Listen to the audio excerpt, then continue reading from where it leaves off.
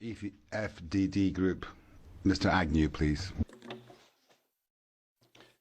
Without the efforts of commercial plant breeders, we would not have kept abreast with the challenge of feeding a growing population.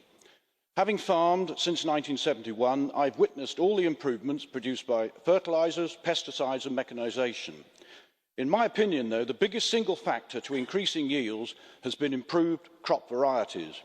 These provide the potential from which all else flows.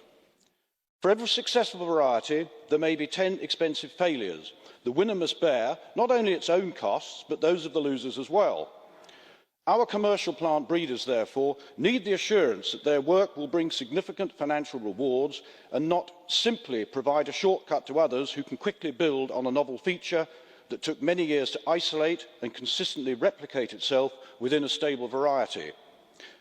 In the past, it was usually safe to assume that by the time a competitor breeder had taken advantage of breeder's privilege and brought a successor variety to the market, the original variety would have had its few years at the top of the hit parade, earned its royalties and been superseded.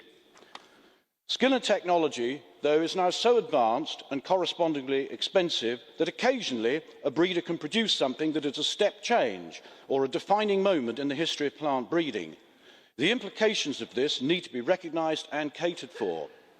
Having watched the EU make a complete hash of legislating on the topic of GM crops, I do not want this institution to spoil yet more innovation in plant breeding. I would like to see my own country, Britain, take the lead in this field and consult with the whole agricultural industry, because a balance must be struck between maintaining the confidence of the breeders in the principle that a successful idea will yield a financial reward, but on the other hand, the concern that a market will be permanently cornered and subsequent potential improvements discouraged. The debate then becomes a very straightforward decision on the amount of time a breeder can have the exclusive use of his variety. I believe the industry in the UK is more than capable of reaching a decision on this with minimal interference from politicians. A system may develop where the breeder of a high-flying variety may take the option of purchasing a longer period of purdah from the government to the benefit of the taxpayer, a simple commercial decision taken in with agreed limits.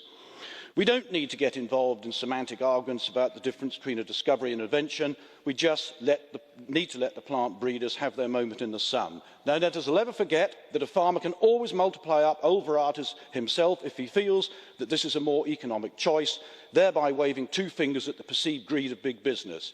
This incontrovertible reality will always ensure that this issue remains rooted in the ground, the earth, the soil and the dirt, just where a seed belongs. Thank you.